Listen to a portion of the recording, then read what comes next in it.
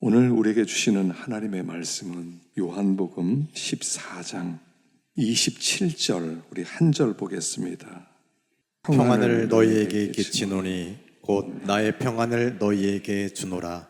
내가 너희에게 주는 것은 세상이 주는 것 같지 아니하니라. 너희는 마음에 근심하지도 말고 두려워하지도 말라. 아멘.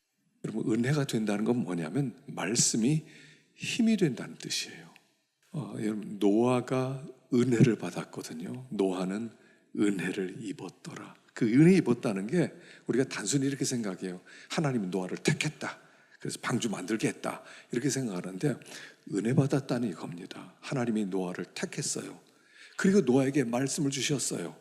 이 땅은 120년 후에 멸망받을 것이다. 너 방주 만들어라. 말씀을 받았어요. 그때부터 노아가요, 그 말씀이 마음에 꽉 붙잡히는 거예요. 말씀에 막 사로잡혔어요. 아, 세상 멸망하는구나. 내가 방주 만들어야 되겠다. 그리고 그 말씀을 딱 받아서 그 말씀대로 방주를 만들게 되었다. 이게 은혜 받았다는 거예요. 은혜 받았다는 건 그냥 말씀을 귀로 듣고 끝나는 게 아니라 그 말씀에 사로잡히는 거예요. 아, 멸망할 세상이구나. 아, 내가 방주 만들어야 되겠다. 그걸 갖다 딱 붙든 거예요. 120년 동안 변함없이 그 길을 갈 수 있었던 것은 그가 은혜 받았기 때문에 그래요. 말씀이 잡혀야 됩니다. 귀로 아무리 들어도요, 지나가면 다 잊어버려요. 말씀에 사로잡혀야 돼요. 그래서 요한복음 13장 14장을 이렇게 은혜를 주었는데 이걸 내 거로 받아들이세요. 자꾸 붙들면요, 힘이 되고 영혼이 힘을 얻어요. 그 힘을 얻어야 먼저 나를 이겨요. 우린 나를 못 이깁니다. 내 감정도 못 이기고요, 내 기분도 못 이기고요, 내 뜻도 못 이기고요, 내 계획도 못 이기고요. 내가 하려는 걸 아무도 못 막아요. 나도 못 막아요. 말씀만 막아요. 말씀으로 은혜 받으면 영이 힘을 얻거든요. 영이 힘을 얻으면 나를 이겨요. 내가 어떤 계획을 갖고 있거든요. 나 이거 해야지. 근데 내 영이, 성령이 안 돼. 그렇게 하지 마. 그러면 그렇지, 하나님이 안 기뻐하겠지. 알았어, 내 뜻 포기할게. 내 계획 포기할 때 이건 은혜 받아야 되는 거예요. 영이 힘을 얻어야 돼요. 영이 힘 못 얻으면요, 우리는 그냥 내 마음대로 살아요. 교회만 나와야 잘못했습니다. 맨날 또 지 마음대로 살아요. 잘못했습니다. 맨날 다람쥐 쳇바퀴들 돌면서 전혀 변화가 없어요. 은혜 못 받아서 그래요. 은혜 받으면 말씀이 힘이 되고 새로워지고 그게 변화되는 거예요. 여러분, 내가 안 변화되는데 어떻게 내 계획, 내 뜻 못 포기하는 내가 어떻게 변화돼요? 안 변화되죠. 말씀을 자꾸 묵상하고 붙들고 기도하고 말씀으로 은혜를 받고 힘을 얻고 나를 이길 수가 있고 세상의 어떤 풍파도 이길 수가 있고 악의 역사도 이길 수가 있고 유혹도 이길 수가 있고 죄도 이길 수가 있고 이 모든 힘이 은혜 받는 데서 나오는 거예요. 그래서 이번에 은혜 받은 걸 자꾸 또 씹고 묵상하고 묵상해 보세요. 한번 해보세요. 어떤 일이 벌어지는가, 어떤 일이 변화지는가. 이렇게 느낄 거예요. 아, 나 변했네. 자기가 자기 알아요. 나 변했네. 은혜 받으면요, 이걸 내가 알아요. 그 전까지는 내가 다 알아요. 안 변화된다는 거 알아요. 그래서 자꾸 기도하고 또 묵상하고 자꾸 그렇게 하다 보면 생각할 수 없는 일들이 벌어지게 될 것이다 하는 것입니다. 이번에 7가지 말씀을 우리가 받았습니다. 첫 번째, 끝까지 사랑하셨다는 거죠. 13장 1절, 유월절 전에 예수께서 자기가 세상을 떠나 아버지께로 돌아가실 때가 이른 줄을 아시고 세상에 있는 자기 사람들을 사랑하시되 끝까지 사랑하시니라. 주님이 끝까지 사랑하셨대요. 끝까지란 뭐냐면 하여간 영원이란 뜻이에요. 주님이 자기 사람들을 사랑하시되 영원히 사랑하시니라. 우리 하나님이 나를 사랑하기 시작했어요. 중간에 포기 안 해요. 취소 없어요. 변질되잖아요. 끝까지예요. 중간에 멈추는 법이 없어요. 끝까지예요. 그래서 무슨 일이 벌어졌어요? 예수님께서 옷을 벗으시고 제자들의 발을 씻겨주셨죠.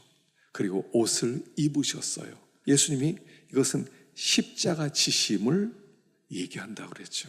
예수님이 십자가를 지셨어요.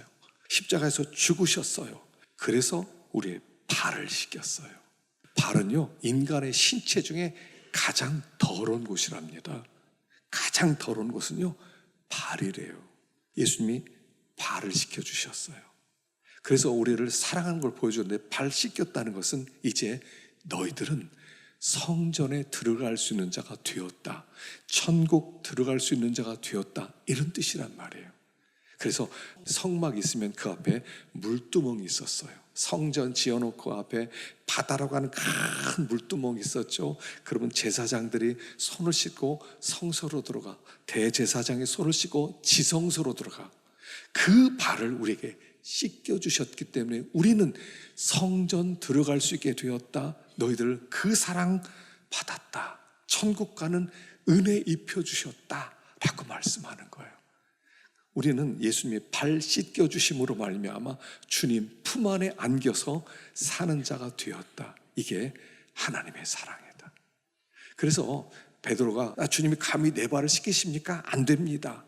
그랬더니 예수님이 내가 네 발 안 씻기면 너 나와 상관이 없어 그랬지요. 그 상관없어 할 때 그 상관이라는 단어가 분깃이라는 단어라고 그랬어요. 내가 네 발 안 씻기면 너 분깃 못 받아.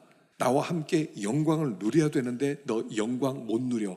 그러니까 그래요? 그럼 머리도 씻겨주고 발도 씻겨주세요. 이렇게 말을 했죠.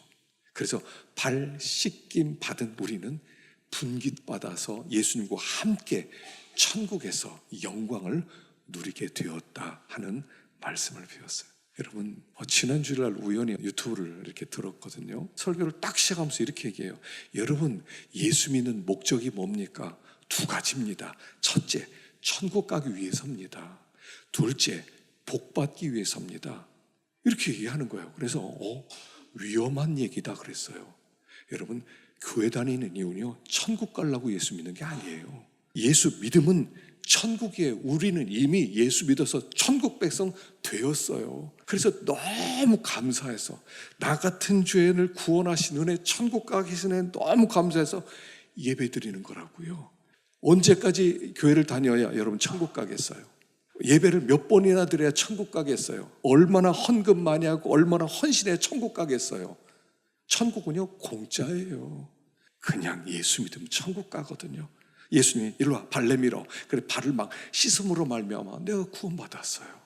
그러니까 천국은, 우리가 교회 나오는 것은 천국 가려고 교회 가는 게 아니라 예수 믿어서 천국 간 우리들이 너무 감사해서 예수 믿는 거예요.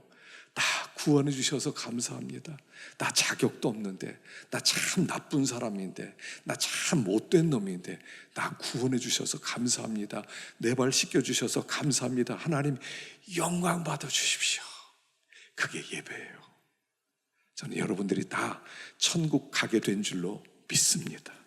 끝까지 사랑하시니라 배웠어요.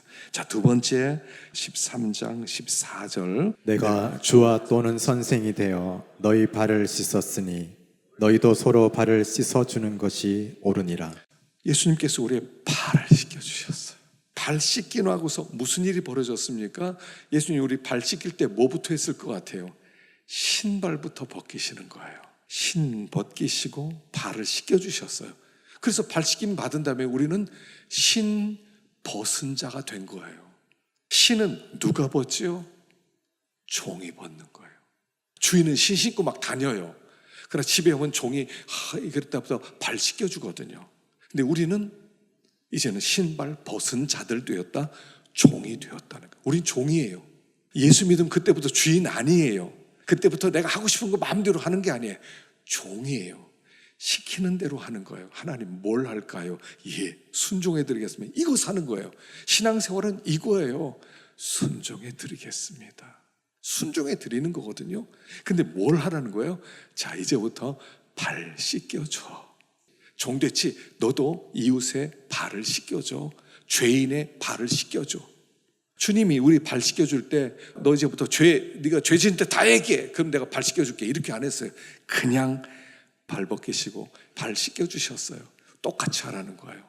어떤 사람이 있으면, 죄 많은 사람이 있으면 그냥 발 씻겨주라는 거예요.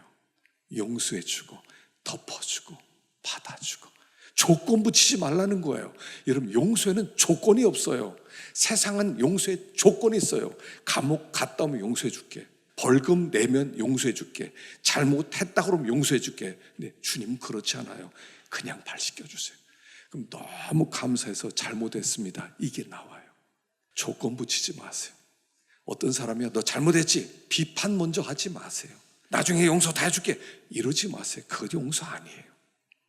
예전에 엘리자벳 1세 여왕이 있었죠. 세상 떠나본 2세 엘리자벳 여왕 2세가 세상 떠났어요. 어느 날 한 군인이 마음에 보복심을 품고 엘리자벳 1세의 침실에 숨어서 죽이겠다, 그리고 몰래 숨어 있었대요. 그러다가 경비병에게 들켜서 붙잡혔어요. 신문이 시작됐습니다. 너 왜 죽이려고 했냐 막 물어봅니다. 여왕이 딱 보더니 물어봅니다. 내가 너 용서해주면 너 어떡할래? 물어봅니다. 그러니까 이 군인이요, 고개를 딱 들더니, 여왕폐하, 조건 붙인 용서는 용서 아닙니다, 딱 얘기하는 거예요. 그러니까 여왕이 생각해 보니까, 아, 정말 맞잖아요. 알았다, 내가 무조건 용서한다. 가라. 사람들 다 놀랍니다. 그냥 놔줍니까? 그냥 보내요. 나중에 나라에 큰 위기가 생겼을 때 이 사람이 나타나서 여왕을 구해주는 거예요. 여러분, 용서에는요 조건이 없어요. 너 뭐 하면 용서해 줄게, 이거 없어요. 우린 자꾸 그거 하고 싶어 하잖아요. 너 잘못했다고 해, 그럼 용서해 줄게, 이거잖아요. 진짜 지저분하지 않아요? 용서해, 미안하다고 해놓고 또 화가 나지 않아요? 용서에는 조건이 없어요. 발 씻겨주는 거예요. 예수님이 조건 없이 내 발 씻겨주셔서 너무 감사해서 예수 믿었잖아요. 그래서 너희도 발을 씻겨라. 너희는 이미 종이 되었다. 발 씻겨줘라. 용서하고 덮어주고 사랑하고 품어주고, 막 비판하는 거 할 사람 다 있어요. 내가 비판 안 해도 할 사람 너무나 많아요. 그런 거 하지 말고 너는 그냥 발 씻겨주고 품어주어라, 이렇게 말씀을 하는 거예요. 자, 세 번째 27절. 조각을 받은 후 곧 사탄이 그 속에 들어간지라. 이에 예수께서 유다에게 이르시되 내가 하는 일을 속히 하라 하시니. 조각을 받은 후에 13장에는요 가룟 유다 얘기가 계속 등장해요.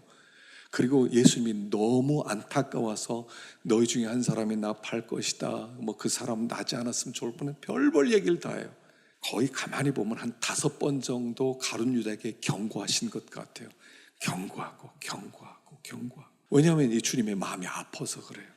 저 가룟 유다 어떻게든 건져야 되겠는데, 저거 구원 받아야 되겠는데, 저러다가 차라리 나지 않은 것보다 못한 인생을 살아가는데 좀 바꿨으면 좋겠다. 그래서 나중에는 어떻게 합니까? 너희 중에 한 사람 나 팔 거다. 그러니까 베드로가 누군지 모르고, 야, 누가 예수를 팔아 감히? 그래서 요한에게 물어봅니다. 야, 네가 예수님께 물어봐. 그러니까 요한이, 예수님 누가 팔 거예요? 말해주세요. 그러니까, 그래, 내가 떡 조각 찍어서 주는 그 사람이 나 팔 거야. 그리고 떡 조각을 가룟 유다에게 주는 거예요. 가룟 유다가 그걸 받아요. 떡 조각을 주었다는 게 뭐예요? 지금 이 시간은 성찬식을 하고 있어요. 성찬식의 떡이에요. 야, 내가 너를 위하여 죽을 거야. 이거 받아 먹어라. 네가 나 팔 거 알아. 근데 네가 이렇게 하면 어떻게 되겠니? 그런 의미로 떡 조각 주는 거예요. 이놈이다, 얘기 잡아라, 이런 뜻이 아니에요. 내가 너를 위하여 주고, 내가 너를 위하여 피를 흘리는 거야. 너 돌이켜. 내가 너 알고 있거든. 그렇게 하지 마. 이미 너 나 팔려고 은 30개 받았지. 돌이켜. 지금이라도 안 늦었어. 이런 뜻이에요. 그런데 그걸 딱 봤더니 어떻게 해요? 제자들 앞에 무릎을 꿇고 예수님에게 무릎을 꿇고, 주님 진짜 잘못했습니다. 이게 어떡하다 이런 생각을 다 했습니까? 이래야 되는데 전혀 그렇게 하지 않아요. 알았습니다. 그랬더니 그냥 나가버려요. 그 공동체를 떠나버려요. 그리고 나서 일이 시작되는 거예요. 자, 가룟 유다는요 어떻게 가룟 유다가 돼요? 주님의 사랑을 끝까지 받아들이지 않으면 가룟 유다가 된다는 뜻이에요. 우리 주님이 계속 감동시켜 주세요. 아니, 떡 조각 주면서 내가 너를 위하여 죽는 거야. 이거 받아 제발. 너 제발 받고 돌이켜. 그런데 싫어요 하고 가면 가룟 유다가 되는 거예요. 그런데 이건 또 다른 얘기는 무슨 뜻이에요? 회개하는 건 어렵다는 거예요. 사람은요 회개 못해요. 자기가 한 짓이 있잖아요. 자기가 예수님 팔아먹고 은 30개 이미 받아 챙겼어요. 그리고 예수님 언제는 그날 밤에 이제 그 예수님께 그를 군인들을 이끌고 예수님께 가면 끝나는 거예요. 다 받아 먹었어요. 근데 그 앞에 무릎 꿇고 잘못하였다? 못하는 거예요. 회개는요 진짜 겸손해야 돼요. 진짜 은혜 받아야 돼요.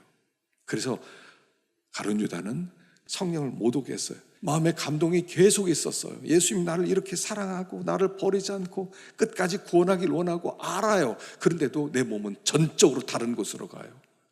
끝까지 감동을 거절하면 가룟 유다가 된다는 거예요. 여러분 가룟 유다는요 누구든 될 수 있어요. 누구든 될 수 있어요. 그래서 물론 그가 이제 외식하는 사람이었다고 그랬죠. 가룟 유다가 3년 동안 제자들로 살면서 자기 내색을 하나도 안 해요. 자기가 돈을 좋아하고 예수님 팔겠다는 뭐 이런 어떠한 생각도 하지 않고 자기를 항상 숨겨요.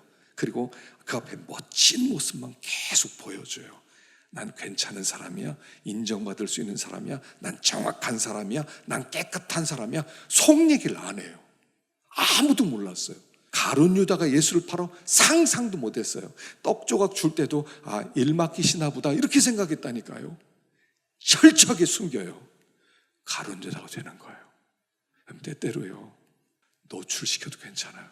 나 옛날에 이런 일이 있었는데요 저 실수 진짜 많이 했습니다.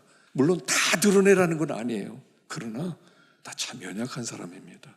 난 참 거짓말도 하고요. 난 참 옛날에 교만했고요. 괜찮아요. 어때요? 우리가 신이 아닌 이상 얼마나 실수 많이 하고 살아요. 그러면 다 덮어주고 그래 맞아. 주님 우리를 용서해 주셨지. 품어주는 데가 교회잖아요.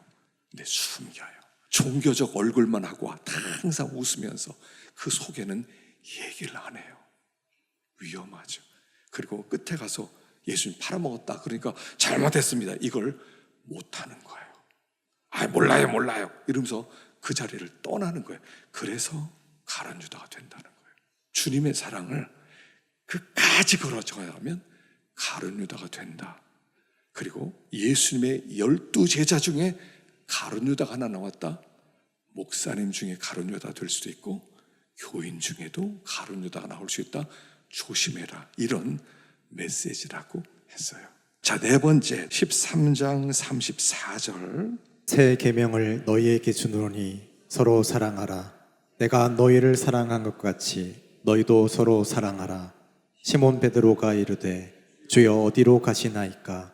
예수께서 대답하시되 내가 가는 곳에 내가 지금은 따라올 수 없으나 후에는 따라오리라. 새 계명을 주노라. 서로 사랑해라. 내가 너희를 사랑한 것이 서로 사랑해라. 이게 뭐 새로워요. 모세에게 이미 주었던 계명이고요. 수천 년 동안 이스라엘 백성은 알았던 계명이에요. 십계명 받을 때 내 앞에 다른 신 내게 두지 말라. 내 우상 만들지 마라. 여호와 이름 망령도 읽지 말라. 안식일 지켜라. 부모 공경해라. 살인하지 마라. 간음하지 마라. 도적질하지 마라. 거짓말하지 말라. 탐내지 마라. 이미 그때 다 주셨어요. 내 이웃을 사랑해라 계명을 이미 받았어요. 근데 왜 새 계명이라고요? 내가 발 씻음 받고 예수 믿은 다음에 하나님의 자녀된 다음에 받은 계명이니까 새 계명이다 하는 거예요. 과거에는 종이었어요. 이스라엘 백성은 종이었기 때문에 이 말씀 안 지키면 너 혼나. 너 내가 망하게 할지도 몰라. 너 집안에 있는 거 다 빼앗아 가겠어. 너의 원수들이 쳐들어올 거야. 너희들 나라는 흔적도 없어질 거야. 제발 계명 좀 지켜. 그러니까 무서워서 계명을 지켰어요. 그건 율법이라고 그랬죠. 여러분 이렇게 생각하면 돼. 억지로 하면 다 율법이에요. 할 수 없이 혼날까 봐, 안 하면 안 될까 봐. 에이 할 수 없이 해야지 뭐. 혼나면 어떻게. 주님이 징계해서 뭐 뺏어가면 어떻게. 그래서 하시면 율법자가 돼요. 율법을 지키는 거예요. 근데 아들이 된다면 달라져요. 우리 아버지가 나를 이렇게 사랑했는데 내가 그 은혜 좀 보답해 드려야지. 아버지 기쁘게 해 드려야지. 그래서 지키는 걸 복음이라고 그랬어요. 복음은요, 기쁨으로 하는 거예요. 기쁨으로. 아버지 기쁘게 드려야지. 예수를 믿는 사람은요, 마음에 소원이 하나 생겨요. 소원이. 예수 믿는 사람 무슨 소원이 생기냐면 아버지를 기쁘게 드리고 싶어요. 아버지 기쁘게 드려야지. 이렇게 하면 아버지 기뻐할까? 이렇게 하면 아버지 기뻐할까? 어떻게 아버지 기뻐하지? 그래서 아버지를 기쁘게 하기 위해서 그 말씀을 순종하는 거예요. 내가 하는 모든 일들이 다 아버지를 기쁘게 하는 거예요. 이렇게 하면 아버지 기쁘게 할까봐 그 일을 하는 거예요. 이렇게 하면 아버지 기쁘게 할까봐 그렇게 하는 거예요. 그리고 아버지가 기뻐하지 않을 것 같으면 절대로 안 하겠다고 생각하는 거예요. 이거 이렇게 하면 아버지 안 기뻐해. 난 절대로 이렇게 못해. 그게 복음의 사람이에요. 아들 된 사람이에요. 그가 받은 계명이 새 계명이다. 종으로서 받은 계명이 아니라 아들로 받은 계명이니까 이게 새 계명이다. 서로 사랑이라. 사랑하면 하나님 기뻐하시겠구나. 내가 사랑해야지. 어떻게 하면 저 하나님을 기쁘게 하지? 저 사람을 어떻게 사랑해야 아버지가 기뻐할까? 내가 저 사람 진짜 사랑해서 아버지 기쁘시게 해드려야 되겠다. 그 계명을 우리는 받은 사람들이다. 그래서요, 이제부터 이 소원이 하나 있어야 돼요. 막 속에 진짜 이 부글부글 끓는 이게 불이 하나 있어야 돼. 아버지 기쁘게 해야지. 아버지 기쁘게 해드려야 돼. 어떻게 아버지 기뻐할까? 이것만 생각해요. 아버지와 연합된 삶을 살아가게 되는 거죠. 자, 5번째 14장 1절입니다. 너희는 마음에 근심하지 말라. 하나님을 믿으니 또 나를 믿으라. 가서 너희를 위하여 거처를 예비하면 내가 다시 와서 너희를 내게로 영접하여 나 있는 곳에 너희도 있게 하리라. 마음에 근심하지 말라 그랬어요. 근심이 얼마나 많았겠어요. 제자들은요, 예수님 따라다니면서 놀라운 일들을 많이 체험합니다. 기적을 얼마나 많이 봤어요. 성경에 기록되면 세상에 둘 곳이 없을 만큼 많은 기적을 행했대요. 그러니까 매일매일이 기적이에요. 여러분, 오병 이어 사건, 물고기 2마리 떡 5개로 5,000명이 먹인 사건은 한 번만 한 게 아니에요. 몇 번 일어났다고요. 한 번만 기록했을 뿐이에요. 와, 주님 따라가면 먹을 건 넘치겠구나. 먹을 건 걱정 없어. 예수님 따라가야지. 병 들었어요. 병든 사람 막 고쳐주기 시작해요. 각색 병든 자, 모든 종류의 병을 다 고쳐주세요. 와, 주님 따라하니까 병 다 고쳐주시네. 와, 병 걱정할 게 없어. 위기가 찾아왔어요. 배를 타고 막 건너가는데 막 풍랑이 일어서 뒤집히는데 예수님 막 걸어오셔서 잠잠해라. 그러니까 풍랑이 잠잠해져요. 아니, 세상에 이런 예수님과 함께 있는데 뭐가 걱정이 있겠어요? 처음엔 걱정이 하나도 없었어요. 신났을 거예요. 야, 예수님과 다녔더니 진짜 신나네. 와, 걱정할 게 하나도 없어. 더군다나 예루살렘으로 가면 예수님이 왕이 될 거야. 그건 우리는 수지 맞았지 이러고 가는데 예루살렘에 딱 올라와서 뭐라고 하세요? 야, 나 죽을 거야. 너희들 나 못 볼 거야. 이렇게 말하니까요, 아닌 밤중에 홍두, 이게 무슨 소리예요? 그렇게 의지했던 좋은 예수님이 떠난다는 거예요. 막 걱정이 막 가득 넘치는 거예요. 가득 넘쳐요. 근데 주님이 하신 말씀이 내가 떠나야 돼. 내가 떠나는 이유는 말이다. 너희들을 거처를 준비하러 가는 거야. 너희들 살 집을 준비하러 내가 가는 거야. 내가 준비해 놓으면 다시 올게. 그래서 너희와 떠나지 않을 거야. 영원히 함께 할 거야. 이렇게 말씀하세요. 자, 근심하지 마라. 나를 믿어. 내 아버지를 믿어. 나를 믿어. 그래서 나를 믿는다는 건 뭐냐면 아버지가 너희를 사랑해서 나 보내신 것을 믿어, 이런 뜻이죠. 예수님의 존재 자체는 어떤 뜻이냐면 예수님은 나 사랑한다는 하나님의 뜻이에요. 야, 나 너희를 이렇게 사랑해. 그래서 내가 예수 보냈어.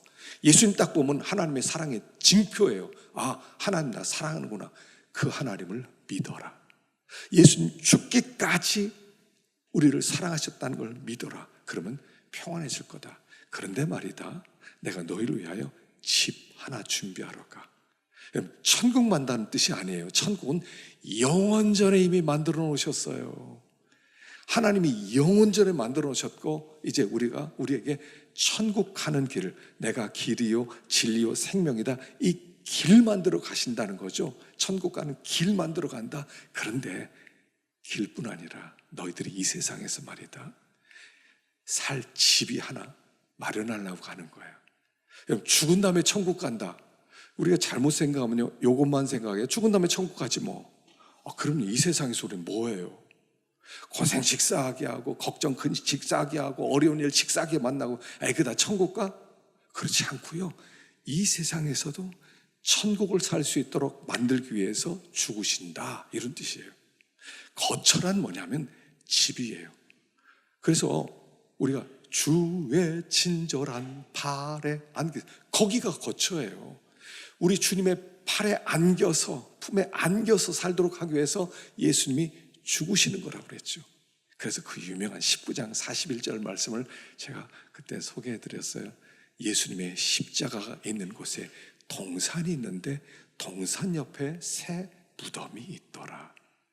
예수님이 십자가 있는 곳에 동산이 열렸다는 거예요. 그 동산은 에덴을 얘기한다고 그랬어요. 예수님이 죽으심으로 에덴의 세계가 열렸어요. 에덴의 세계. 죽은 다음에 가는 세계가 아니에요. 이 세상에서 들어갈 수 있는 에덴이 열렸어요. 근데 그 에덴 들어가면 무덤이 하나 있어요. 그 무덤은 내가 들어갈 무덤이에요. 예수님이 계신 곳에 무덤, 에덴이 있는데 그곳에 무덤이 있고 내가 거기에 묻히면 에덴에서 살게 된다. 여러분, 예수 믿는 것은요, 죽은 다음에 복 받는 게 아니에요. 죽은 다음에 천국 가는 게 아니에요. 여기서 네가 힘겹게 막 네 힘으로 열심히 살아라, 그 다음에 천국 가라, 이런 거 아니에요.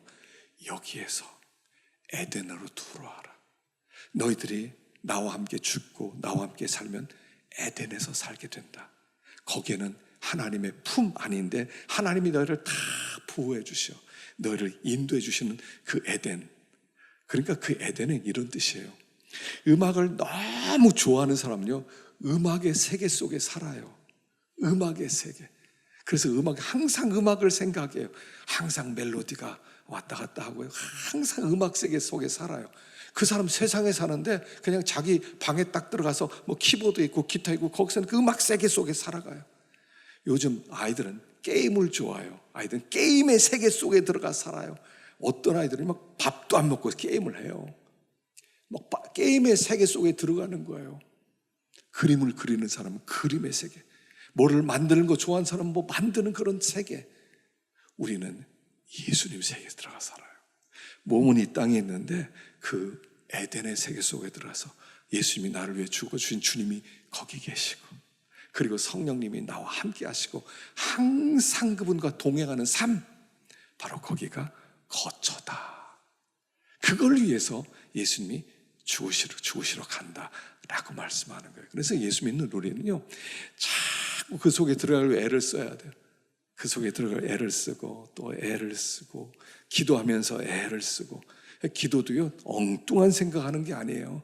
말씀을 붙들고 십자가를 묵상하다 보면 그 속으로 들어갈 수가 있는 거예요. 그래서 근심하지 말아라 라고 말씀했어요. 다음 6번째 14장 9절입니다. 예수께서 이르시되 빌립아, 내가 이렇게 오래 너희와 함께 있으되 내가 나를 알지 못하느냐? 나를 본 자는 아버지를 보았거늘 어찌하여 아버지를 보이라 하느냐? 내가 진실로 진실로 너희에게 이르노니 나를 믿는 자는 내가 하는 일을 그도 할 것이요 또한 그보다 큰 일도 하리니 이는 내가 아버지께로 감이라. 빌립이란 제자가 예수님께 묻습니다. 예수님, 하나님 좀 보여주세요. 하나님 좀 보여주세요. 하나님 좀 보고 싶습니다. 누구든지 가지고 있는 마음이죠. 하나님 보고 싶어요. 하나님. 왜 보고 싶어 하세요? 알고 싶어서죠. 만나고 알고 교제하고. 예수님이 이렇게 말씀하세요. 야, 빌립아, 내가 너와 이렇게 오랫동안 있었는데 모르겠느냐? 나를 본 자는 아버지 본 거야. 아버지 본 거하고 똑같아. 왜 아버지 또 보여달라고 하느냐? 라고 말씀하세요. 예수님은 이 땅에 오셔서 철저하게 뭘 하셨어요? 하나님 보여주는 일을 하셨어요. 우리에게. 예수님이 어떤 말을 하셨어요? 하나님이 하신 말씀이. 어떤 일을 하셨어요? 하나님이 하고 싶은 일을 하셨어요. 철저하게. 예수님은 자기를 위하여 산 것은 아무것도 없어요. 내가 나를 드러내야지 이런 게 없어요. 그냥 하나님만 나타내야지. 하나님만 나타내야지. 그래서 예수님은 하나님을 다 드러내 주셨어요. 그래서 하나님이 어떤 분인지 보고 싶으시면 예수님을 보세요. 예수님이 하신 말씀과 예수님이 하신 일을 가만히 보면 하나님이 거기에 딱 계셔요. 이분이 하나님이었구나 알게 되는 거예요. 그리고 오늘 우리에게 너희도, 나도 너희를 세상에 보내는데 이제 너희는 나를 드러내는 사람이 되라 라고 말씀하는 거예요. 우리는 이 땅에 나를 위해 사는 게 아니에요. 내 계획과 내 성공과 내 형통함과 내가 계획 뭔가 이루기 위해 사는 게 아니에요. 우리가 존재하는 목적은 하나님 드러내려고. 야, 이제는 하나님 드러내야 되겠다. 나를 통해서 사람들이 하나님 좀 만나게 해야 되겠다. 나를 통해서 예수님 냄새 맡도록 해줘야겠다. 예수 향기를 좀 품어야 되겠다. 내가 예수의 편지가 되어서 예수님이 하고 싶은 이야기를 나를 통해서 하도록 만들어주겠다. 그래서 우리가 이 땅에 존재하는 거예요. 그래서 여기 이렇게 말씀이 있는 거예요. 나를 믿는 자는 내가 하는 일을 그도할 것이다. 내가 했던 일을 그도할 거다. 예수님 뭐 하셨어요? 하나님 드러내는 일을 하셨거든요. 우리도 하나님을 드러내게 될 거예요. 그보다 더 큰 일도 할 거예요. 왜냐하면 그분이 내 안에 계시니까. 내가 하는 게 아니에요. 내가 주님보다 더 위대해서 큰일 난다 이런 게 아니라 주님이 내 안에 계셔서 하는 모든 일들, 과거에 있었던 일보다 더 많은 일들, 그래서 큰 일을 한다. 근데 그 일은 뭐라고요? 하나님 드러내는 일을 하게 될 거예요. 하나님 드러내. 그래서 우리는 너희의 착한 행실을 보고 하늘에 계신 너희 아버지께 영광을 돌리게 하라. 우리가 하는 모든 일을 통하여 아버지께 영광이 돌아가는, 그 우리의 존재는 이겁니다. 이렇게 고백할 수 있어야 돼. 나를 본 자는 아버지를 본 거예요. 나를 본 것은 예수님을 본 거예요. 다 예수님 다른 데서 보려고 하지 마세요. 이렇게 고백할 수 있는 예수의 계시자가 되라 라는 말씀이라고 그랬죠. 이 땅에 존재하는 목적이 분명해졌어요. 나를 위해 사는 게 아니에요.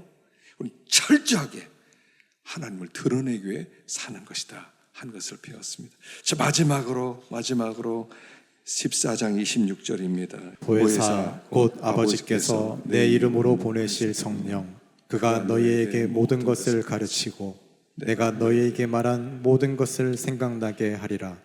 오직 내가 아버지를 사랑하는 것과 아버지께서 명하신 대로 행하는 것을 세상이 알게 하려 함이로라.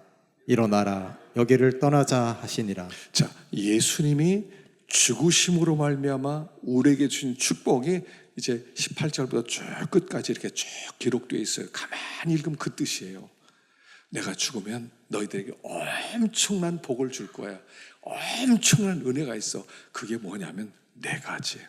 첫 번째는 예수님이 십자가에 죽으시고 부활하셨어요. 그래서 예수님의 부활이 나의 부활이 되는 거예요. 여러분, 예수님이 죽으셨다 부활을 믿으세요? 그럼 이렇게 믿으세요. 아, 나도 부활했다.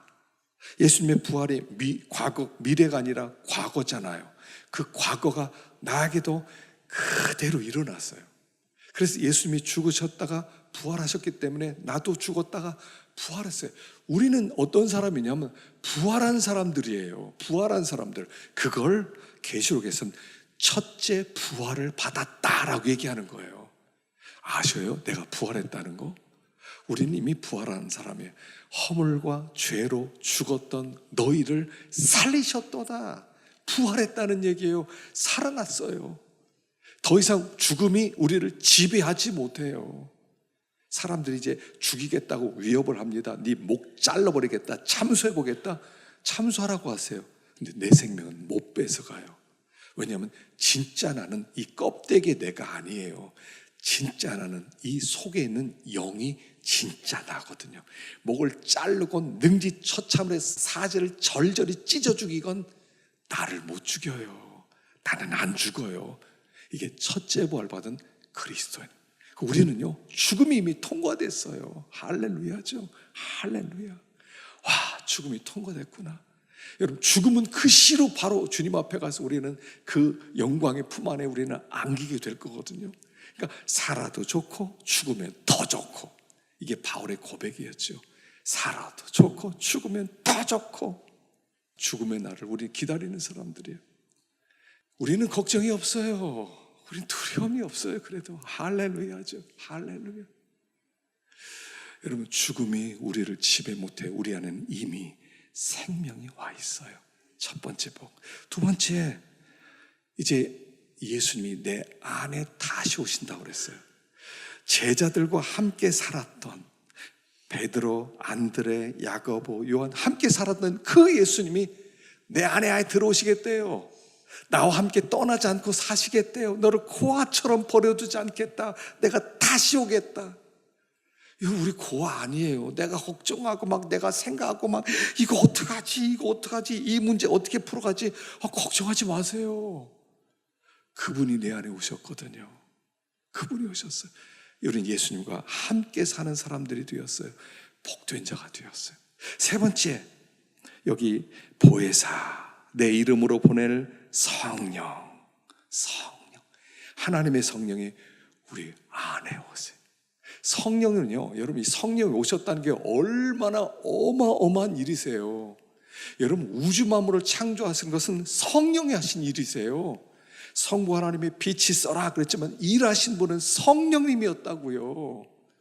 예수님이 십자가에 죽으셨지만 믿게 하는 분은 성령님이라고요. 성령님이 믿어라 그래야 마음 가운데 믿어지는 거예요. 성령님이요, 지혜와 계시형으로 지혜도 주시고, 주님께서 우리를 하나님의 말씀을 깨닫게도 하시고, 또 하나님의 뜻을 또 깨닫게 해주시고 변화시켜 주시기도 하시고, 그래서 성령이 오셨다는 것은 마른 뼈에 생명이 들어간 거 똑같아요.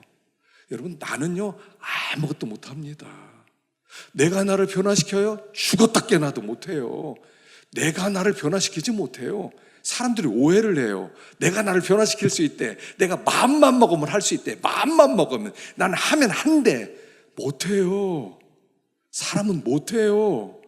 내가 나를 변화시켜요? 못해요. 옳은 길 알면서 못 가요. 그게 나예요. 근데 성령이 오시면 내가 못하는 걸 하게 하세요. 성령이 오시면 나를 새롭게 만들어요. 성령이 오시면 창조형으로 나를 빚어주세요. 성령이 오시면 나를 변화시켜 주세요. 성령이 오시면 내가 부드러워서 순종할 수 있게 돼요. 성령이 다 하시는 일이세요. 성령이 오셔야 돼요. 성령이 따르면 예수 믿는 것도요, 성령이 오셔서 예수 믿게 된 거죠. 그 성령을 보내주시겠다. 내가 너와 떠나지 않는 영원한 성령을 너희가 보내서 너희와 함께 옆에서 이야기해주고, 또 너희를 변호해주고, 너희를 인도해주고, 너희와 함께 품어주고, 너희들이 고민되는 모든 것을 얘기하면 내가 다 들어주고, 그래서 우리들로 하여금 확신 속에서 하나님을 섬기게 만들어주겠다는 거예요. 이게 성령이 하시는 일이에요. 여러분들 심령 안에 다 성령이 계신 줄로 믿습니다. 왜냐하면요, 성령 아니면 어떻게 예수 믿어요? 내가 예수 믿어요? 내가 믿은 예수는 언제든 버릴 수 있죠. 내가 믿은 예수는요, 네 예수 믿은 거 아닌 것 같아. 나 그만둘래. 나는 그럴 존재, 내가 얼마나 변덕스럽습니까? 그러나 성령이 믿게 하시면, 에이, 나 못 믿어 하더라도 성령이, 무슨 소리야? 너 믿어야지. 성령이 붙들고 계세요. 그럼 그렇지. 내가 주님 의심하다가도 다시 돌아오지. 주님 안 계신 것 같아 하더라. 어느 순간에가 안 계실 리가 계시나? 세상을 만드셨는데. 이거 다 성령이 해주시는 일이에요. 성령을 우리에게 보내주셨어요. 네 번째 복, 내가 너에게 평안을 주노니 세상에 준 것 같은 평안이 아니다. 세상에 주지 못하는 놀라운 샬롬을 주겠다. 이게 결론이에요. 여러분, 축복은 뭐냐면 평안이에요. 샬롬. 이 샬롬은 뭐냐면 관계에서 오는 샬롬이에요. 우리가 샬롬하지 못하는 이유가 뭐냐면, 평안하지 못하는 뭐냐면 관계가 다 깨져서 그래. 관계가 막 깨졌기 때문에 샬롬이 없어요. 나 혼자 막 산에 들어가 살지. 산에 들어가 보세요. 샬롬이 있나? 옛날에 배반했던 사람 자꾸 생각나고, 자꾸 미움이 들고, 자꾸 옛날에 내가 실수했던 거 생각하고, 이 바보처럼 내가 옛날에 바보처럼 그것도 못했단 말이에요. 자기를 얼마나 탓하고도. 샬롬이에요. 예수님이 십자가에 죽으셔서 하나님과 우리 사이에 막힌 관계를 샬롬 회복시켜 주셨어요. 하나님이 내가 너의 아버지다. 아버지. 여러분 아버지라고 부를 수 있는 분이 있다는 게 얼마나 좋아요. 아버지 도와주세요. 아버지 인도해 주세요. 아버지 채워주세요. 아버지 얼마나 좋아요. 하나님이 아버지 되어주시고, 그러면 두 번째, 나와 나의 관계가 회복돼요. 여러분 사람이요, 자기를 미워하는 사람이 참 많아요. 자기를 미워하는 게 자존감이 낮은 거예요. 자기 미워하는 사람은요, 자기를 우습게 생각해. 에이, 이 바보 같은 게, 네가 그거밖에 못하지. 네가 뭐 공부 못하는 게 맞지. 네가 뭐 할 수 있는 게 뭐 있어. 우리가요 너무 그렇게 살았기 때문에 자기를 너무 미워하고 살아가요. 나를 미워해요. 얼마나 존귀한지 몰라요. 하나님과의 관계가 회복되면 나와의 관계가 회복돼요. 그렇지, 난 참 복된 자야. 하나님 나를 택해 주셨지. 과거에 그렇게 했던 것도 하나님이 계획 속에 있어서 나는 형통할 거야. 나와의 관계가 회복돼요. 세 번째는 이웃과의 관계가 회복돼요. 여러분, 내가 나를 사랑하잖아요. 이웃도 사랑할 수 있어요. 자기를 사랑하지 못하면요, 이웃을 사랑하지 못해요. 그래서 여러분, 자꾸 자기를 이렇게 생각하세요. 난 참 좋은 사람이다.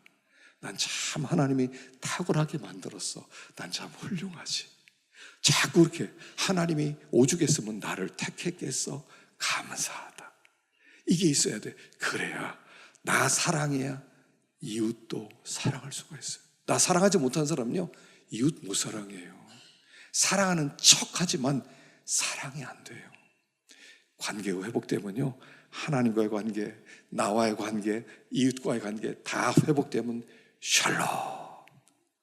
부활하신 예수님이 제자들에게 딱 나타나서 첫 번째 한 얘기가, 너희들을 했어! 이렇게 하지 않았어요. 샬롬 그랬어요. 샬롬. 예수를 믿으면요, 샬롬이 있어요. 평안합니다. 하여간 이번에 주신 말씀인데요, 말씀을 잘 붙들고 또 믿음으로 살아갈 때 샬롬.